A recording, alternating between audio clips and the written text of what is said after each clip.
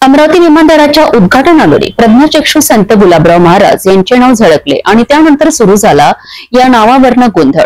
या प्रकरणावर आता महाराष्ट्र विमानतळ विकास कंपनीने अधिकृत खुलासा केला आहे। पाहूया याबाबतचा सविस्तर रिपोर्ट। 16 एप्रिलला पार पडलेल्या विमानतळाच्या उद्घाटन सोहळ्यात दाखवण्यात आलेल्या दृकश्राव्य क्लिपमध्ये प्रज्ञाचक्षू संत गुलाबराव महाराज अमरावती विमानतळ असे नाव झळकलेत। यामुळे सोशल मीडियावर चर्चा रंगल्यात आणि नामकरणावरनं संभ्रम निर्माण झाला। मात्र या संदर्भात महाराष्ट्र विमानतळ विकास कंपनीने अधिकृतपणे स्पष्ट केले आहे की शासन स्तरावर अधिकृतरित्या कोणताही नामकरणाचा निर्णय घेण्यात आलेला नाही। हा उल्लेख कार्यक्रम व्यवस्थापन एजन्सीच्या निष्काळजीपणामुळे घडलेली चूक आहे। क्रिएटिव्ह क्लिप्स तयार करताना MADC ला कोणतीही पूर्वसूचना दिलेली गेली नव्हती। त्यामुळे हे दृश्य सादरीकरण कोणत्याही शासन निर्णयाचे प्रतिनिधित्व करत नाही, असे MADC ने स्पष्टपणे सांगितले आहे।